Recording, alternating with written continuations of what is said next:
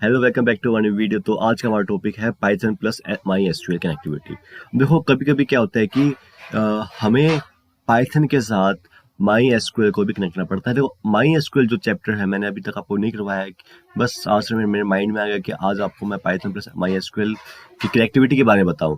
अगर आपको my SQL के बारे में थोड़ा थोड़ा बहुत भी अगर इंटरेस्ट है तो आप वीडियो नीचे कमेंट कर दीजिएगा। मैं जल्द से जल्द वीडियो मैं माई एसक्यूएल की लेके आऊँगा। वैसे अदरवाइज तो मैं एसक्यूएल लैंग्वेज के ऊपर मैं एक अलग से वीडियोस की सीरीज बनाने वाला हूँ, मैं स्टार्टिंग से लेके एंड तक। ठीक है, जिसके अंदर मैं एसक्यूएल के मोस्टली सभी topic as a beginner and intermediate and कुछ एडवांस टॉपिक मैं उसमें कवर करने वाला हूँ। ठीक है, तो आज का हमारा टॉपिक है पाइथन प्लस एसक्यूएल। अगर आपको ये टॉपिक अच्छे से सीखना है तो अगर आपने मेरी पाइथन की प्रीवियस वीडियो नहीं देखी है तो पहले वो देख के आओ, क्योंकि इस टॉपिक को समझने के लिए आपको जरा सी पाइथन की बेसिक नॉलेज होनी चाहिए और कुछ आपको डेटाबेस की नॉलेज होनी चाहिए। ठीक है, और एसक्यूएल लैंग्वेज की इसमें ज़्यादा आपको दिक्कत नहीं आने वाली, क्योंकि एसक्यूएल लैंग्वेज के अंदर हम सिंपल इंग्लिश के अंदर क्वेरीज लिखते हैं। ठीक है, तो आज का हमारा टॉपिक क्या है वो फटाफट देख लेते हैं। सबसे पहले इंट्रोडक्शन मैंने आपको दे दिया है। सेकंड है हमारा सेटिंग अप एनवायरनमेंट, की हम पाइथन का एनवायरनमेंट एंड एसक्यूएल का एनवायरनमेंट को कैसे अपनी पर्सनल कंप्यूटर के अंदर लेके आएंगे। थर्डली हम पढ़ेंगे कि वर्किंग विद कर्सर जो ऑब्जेक्ट जो हम बनाते हैं जब हमने पाइथन एंड एसक्यूएल को आपस में कनेक्ट करते हैं, तो एक कर्सर ऑब्जेक्ट हमें बनाना पड़ता है कि तो वो भी हम आज इस वीडियो के अंदर कवर करने वाले हैं। देन उसके बाद हम क्या करेंगे कि connected to SQL database with Python, हम पाइथन के थ्रू हम एसक्यूएल डेटाबेस को कनेक्ट करेंगे। देन उसके बाद हम क्या करेंगे, एग्जीक्यूटिंग द एसक्यूएल क्वेरीज, हम एसक्यूएल क्वेरीज को एग्जीक्यूट करेंगे और एट लास्ट हम एरर हैंडलिंग सीखेंगे और लास्ट में हम अपनी एक कंक्लूजन निकालेंगे। ठीक है, तो वीडियो थोड़ी सी लंबी जरूर बन जाएगी। मैं इसके अंदर आप ये सभी टॉपिक क्लियर करने वाला हूं, तो वीडियो साथ बने रहो। तो लेट्स गेट स्टार्टेड। तो सबसे पहले हमें क्या करना है, आपको मैं बता देता हूँ। आपको मैं एक बार दिखा देता हूँ कि हम अपने सिस्टम के अंदर माई एसक्यूएल को कैसे इंस्टॉल करेंगे। ठीक है, आपको क्या करना है, वैसे मैंने अपने पीसी के अंदर ऑलरेडी उसको इंस्टॉल कर रखा है मैंने, कनेक्टर्स को एंड पाइथन को। ठीक है, अगर आपको वीडियो ये आपको अगर आपको जानना हो कि आप माई एसक्यूएल कनेक्टर को अपने पीसी के अंदर कैसे इंस्टॉल करोगे, उसकी कौन कौन सी कमांड होती है और स्टार्टिंग से लेकर एंड तक की अगर आपको प्रोसेस सीखनी है तो आप कमेंट कर सकते हो। मैं एक न्यू वीडियो इसके टॉपिक पर लेके आऊँगा। तो अब क्या करना है, कूल दिखाना है तो आप क्या कर सकते हो, यहाँ पे कलर ए आप टाइप कर सकते हो, जिससे कि थोड़ा सा आपका जो कोई पर्सन देखेगा तो आप उसको थोड़ा हैकिंग टाइप का थोड़ा सा इसका एनवायरनमेंट लगेगा। ठीक है, और उसके बाद आप F11 की भी प्रेस कर सकते हो। देन उसके बाद क्या करना है, हमें एसक्यूएल कनेक्टर को अपने सिस्टम के अंदर लेके आना। तो आप क्या करोगे, पिप इंस्टॉल करोगे आप। देन पिप इंस्टॉल करने के बाद आपको यहाँ लिखना है माई एसक्यूएल हाइफन कनेक्टर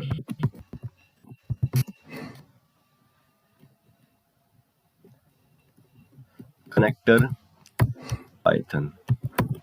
आपको ये टाइप करके आपको एंटर कर देना है। जैसे आप एंटर करोगे तो पिप जो हमारी कमांड है वो इस पैकेज में यहाँ पे इंस्टॉल करके आपको दे देगा। फिलहाल मैंने इसको इंस्टॉल कर रखा है और मैंने इसको इंटरनेट से भी कनेक्ट नहीं कर रखा, तो ये फिलहाल अभी कनेक्ट नहीं होएगा। ठीक है, तो इसके बाद हम क्या करेंगे, हम प्रेस करेंगे। देखो, हमने यहाँ पे ऑलरेडी कर रखा है, तो आप क्या लिखा आ रहा है कि रिक्वायरमेंट ऑलरेडी सेटिस्फाइड। कि हमारी जो रिक्वायरमेंट है, हमारी रिक्वायरमेंट क्या है कि हमें इंस्टॉल करना है इस पैकेज को, जो कि मैंने ऑलरेडी कर रखी है। तो क्या रिक्वायरमेंट ऑलरेडी सेटिस्फाइड। तो हमें क्या करना है, इसको ओपन करना है। अब हमें एसक्यूएल डेटाबेस को हमें ओपन करना है। तो ओपन करने के लिए हम क्या करते हैं, सिंपली हम लिखेंगे MySQL minus hyphen u भी कह सकते हैं, then root hyphen p. U का मतलब है इसमें यूजर नेम, पी का मतलब है पासवर्ड। देन आप एंटर कर देना है। एंटर करने के बाद आपको यहाँ पे पासवर्ड एंटर करना है। तो मेरा पासवर्ड है 1234। देन आपको एंटर कर देना है। तो हम यहाँ पे माई एसक्यूएल के अंदर जो हमारा सर्वर है, डेटाबेस है, हम यहाँ पे सक्सेसफुली एंटर कर चुके हैं। अब हमें क्या करना है, यहाँ पे डेटाबेस को देखना है। तो सो डेटाबेसेस एंटर करेंगे। तो जो भी आपके सिस्टम के अंदर जो डेटाबेसेस हैं वो यहाँ पे इसका शो करेगा। अब मुझे इसको ओपन करना है माई डीबी, एंटर कर देंगे तो यूज आएगा यहाँ पे, डेटाबेस शो करते हैं और इसको हमने क्या कर दिया, यहाँ पे डेटाबेस को यूज कर लिया। अब हमें क्या करना है, इसमें हमें करना है शो टेबल्स, एंटर कर देंगे तो इस MyDB जो आपका डेटाबेस है उसके अंदर जितनी भी टेबल्स होंगी वो सब आपको यहाँ पे प्रेजेंट हो जाएंगी। देन इसके बाद हमें क्या करना है, किसी एक टेबल को हमें ओपन करना है। तो हम क्या करते हैं, select asterisk means select all, from करेंगे एंड फ्रॉम शूज जो हमारी टेबल हम एंटर कर देंगे। तो ये बोल रहा है कि जो हमारा शूज नाम की जो टेबल है वो कम्प्लीटली ब्लैंक है। तो हम क्या करेंगे, कोई और टेबल ले लेते हैं, जैसे कि हमारे पास है बुक, एंटर कर देंगे तो हमारे पास बुक का डेटा है। अब हम क्या करेंगे, अब इस सेम जो डेटाबेस हमारा MyDB एंड जो टेबल हमारी टेबल का नाम है जो बुक, इसको हम एज इट इज हम पाइथन के थ्रू अपनी IDLE के अंदर हम उसको कनेक्ट ओपन करने की कोशिश करेंगे। तो हम क्या करेंगे, विंडो की प्रेस करेंगे, देन उसके बाद हम यहाँ लिखेंगे IDLE, और IDLE टाइप करने के बाद हम फटाफट से उसको ओपन कर लेते हैं। ठीक है, और टाइम लेगा। तो सक्सेसफुली हमने पाइथन ओपन कर लिया है।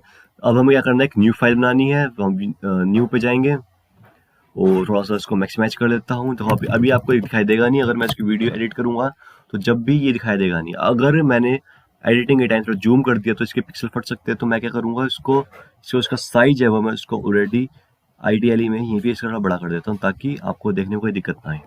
ठीक है, आई थिंक थोड़ा और बड़ा करना पड़ेगा, तो थोड़ा और बड़ा करके देखते हैं कि ये और बड़ा होएगा कि नहीं। हो तो जाएगा, पर हमें विजुलाइज भी अच्छे से करना है, ऐसा नहीं कि मैं 2 लाइन लिखी और 4 लाइन भर गए। ठीक है, तो इतना आई थिंक सही रहेगा। तो सबसे पहले अब हमें क्या करना है, सबसे पहले हमें इंपोर्ट करना है, किसे इंपोर्ट करना है, mysql.connector, ये हमारा मॉड्यूल है। हम इसको क्या करेंगे, Ctrl+S करेंगे। Ctrl+S करने के बाद मैं इसको सेव करने की कोशिश करता हूँ डेस्कटॉप के ऊपर। तो डेस्कटॉप पे मैंने इसका नाम रख दिया mysql connector। ठीक है, अब इसको सेव करके मैं F5 से रन करता हूँ। तो आप देख सकते हो कि हमारे यहाँ पे किसी भी टाइप का एरर नहीं आया, क्योंकि हमने इस मॉड्यूल को अपने सिस्टम के अंदर सक्सेसफुली इंस्टॉल कर लिया। अगर आपको जरा भी शक हो रहा हो तो मैं थोड़ा सा आपको दिखा देता हूँ। अगर मैं यहाँ पे लिखता हूँ इम्पोर्ट MySQL कनेक्टर के बजाय मैं लिखता हूँ अमित कोड लिखता हूँ और इसको अब रन करता हूँ, तो देखो यहाँ पे एक एरर आया। क्यों आया, क्योंकि अमित कोड नाम का किसी भी टाइप का हमारे पास कोई मॉड्यूल नहीं है, no module named Amit code. तो अब आपको समझ में आ गया होगा कि हमने यहाँ पे सक्सेसफुली MySQL कनेक्टर को हमने यूज कर लिया। अब अगर मुझे इस MySQL के अंदर के कुछ फंक्शन यूज करने हैं तो मुझे क्या करना पड़ता है, बार बार mysql.connector.pickle, मतलब कि डिफरेंट मॉड्यूल को यूज करने के लिए हमें इस कंप्लीट नेम को लिखना पड़ेगा। तो मैं क्या करूंगा, इसको एक अलाइस बना दूंगा। तो अलाइस मैंने कर दिया mysql.sql.tor, या फिर कुछ भी मैंने कर दिया इसका SQL, या फिर SQL कर दिया उसको ओनली। ठीक है, हमने इसका अलाइस बना दिया। तो मुझे बार बार इस बड़े नेम को टाइप नहीं करना पड़ेगा, मैं जस्ट इस SQL वर्ड से इस कंप्लीट मॉड्यूल को मैं इंपोर्ट करवा सकता हूँ। देन अब हमें क्या करना है, एक डेटाबेस को मुझे अब अपने कंप्यूटर सिस्टम के अंदर इस पाइथन के थ्रू मुझे एक्सेस करना है। तो मैं क्या करूँगा, आप वेरिएबल का नेम आप कुछ भी ले सकते हो। अगर आपको राम श्याम मोहन सोने भी अगर रखने हैं तो आप रख सकते हो। तो मैं फिलहाल मैंने ले लिया माइकॉन, और माइकॉन की जगह में के साथ मैंने कर दिया SQL। मैंने यहाँ पे इस मॉड्यूल का यूज कर लिया जो मैंने ऊपर SQL कनेक्टर ले रखा है, क्योंकि मैंने इसका अलाइस बनाया था SQL, तो मैंने इसका SQL ले लिया। देन इसके बाद मुझे क्या करना है, कनेक्ट का यूज करना है। अब देखो, कनेक्ट का यूज करते टाइम आपको याद हो तो हम डायरेक्ट इस डेटाबेस को हम एक्सेस नहीं कर सकते। तो MySQL करने के बाद मुझे एक होस्ट सिलेक्ट करना है कि मेरा होस्ट क्या है। मेरा होस्ट है यहाँ पे लोकल होस्ट। क्योंकि लोकल होस्ट क्यों है, क्योंकि हम इसी पीसी के अंदर वर्क कर रहे हैं, हमारा डेटाबेस भी इसी कंप्यूटर के अंदर है और हमारा सर्वर भी इसी कंप्यूटर के अंदर, तो मैंने क्या कर दिया, host is equal local host. Then उसके बाद मुझे क्या करना है, इसमें एक रूट, मुझे एक यूजर सेलेक्ट करना है। यूजर क्या है, यूजर हमारा है रूट। कंप्यूटर का, सभी कंप्यूटर का बाय डिफॉल्ट रूट ही होता है, ठीक है। देन उसके बाद हमें क्या करना है, आपको कौन सा डेटाबेस को एक्सेस करना है, सॉरी उससे पहले आपको क्या करना है, जो आपका डेटाबेस है उसका पासवर्ड क्या है, तो PSSWD पासवर्ड 1 2 3 4, अब मैंने वीडियो को स्टार्टिंग में बताया था, ठीक है। पासवर्ड करने के बाद आपको क्या करना है, उस डेटाबेस का आपको नाम लिखना है कि आप कौन सा डेटाबेस एक्सेस करना चाहते हो। तो डेटाबेस मैंने कर दिया MyDB, ठीक है। अगर मैं इसको अब रन करने की कोशिश करता हूँ तो देखो किसी भी टाइप का मुझे एरर देखने को यहाँ पे नहीं मिलेगा, क्योंकि जो हमारा फंक्शन है, जो हमने लाइन ऑफ कोड लिखा है वो एकदम करेक्ट है, इसमें कोई भी किसी भी टाइप की गलती नहीं है। तो इसका मतलब हमने अपने उस डेटाबेस को, जो हमारा डेटाबेस है MyDB डेटाबेस, ये आपको दिखा देता हूँ, ये जो MyDB डेटाबेस है उसको हमने सक्सेसफुली अपने कंप्यूटर सिस्टम के अंदर लोड कर लिया है। देन अब हमें क्या करना है, एक मैसेज प्रिंट करवाना है कि डेटाबेस जो है पाइथन के साथ कनेक्ट हुआ है या नहीं हुआ है। तो हम क्या करेंगे, सिंपली हम प्रिंट कर देते हैं, प्रिंट, या फिर हम एक मॉडल यूज करेंगे, इफ माई कौन डॉट, क्योंकि हमने अपने डेटाबेस को इस वेरिएबल के अंदर लोड करा है ना, तो हमें लिखेंगे माई कौन, तभी यहाँ वेरिएबल मैंने सेम लिया, माई कौन डॉट इज कनेक्टेड। अगर इज कनेक्टेड है तो क्या हो जाए, प्रिंट हो जाए डेटाबेस इज कनेक्टेड, ठीक है। इसको अब मैं करता हूँ रन, तो यहाँ पे आपको मैसेज देखने को मिलेगा कि डेटाबेस इज कनेक्टेड। तो जो हमारा डेटाबेस है हमने सक्सेसफुली पाइथन के थ्रू अपनी सिस्टम के अंदर कनेक्टेड कर लिया है, हमारा डेटाबेस कनेक्ट हो चुका है और आप यहाँ पे मैसेज भी देख सकते हो, डेटाबेस इज कनेक्टेड, ठीक है। इसके बाद और देख लेते हैं हमारा नेक्स्ट टॉपिक क्या है। तो इसके बाद हमने कनेक्टेड भी कर लिया। अब हमें क्या करना है, वर्किंग विद कर्सर। अब हमें कर्सर ऑब्जेक्ट का हमें इसमें यूज करना है। अब देखो हमने अपने कंप्यूटर सिस्टम के अंदर MySQL कनेक्टर को इंस्टॉल कर लिया है, डेटाबेस को कनेक्ट कर लिया है, अब इससे काम नहीं चलेगा। अब हमें क्या करना है, अब कुछ क्वेरीज यहाँ पे टाइप करनी है, जैसे कि मुझे डेटाबेस जो है हमारा MyDB के अंदर जो जितनी भी टेबल्स है, MyDB के अंदर जितनी भी टेबल्स है, मुझे उन सबको कनेक्ट करना, उस टेबल को मुझे प्रिंट करवाना, देखना है। तो मैं क्या करूंगा, इसमें पिकल का यूज करूंगा। बिना पिकल मॉड्यूल के आप अपने कंप्यूटर सिस्टम के अंदर किसी भी टाइप की क्वेरीज को एग्जीक्यूट नहीं कर पाओगे। Pickle are used to execute SQL statement in your Python, ठीक है।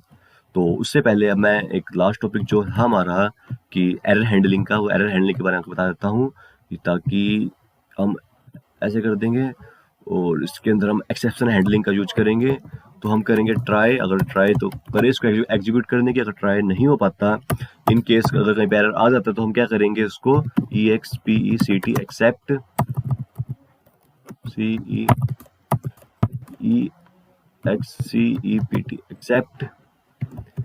Accept all errors. तो मैं क्या करूंगा, प्रिंट समथिंग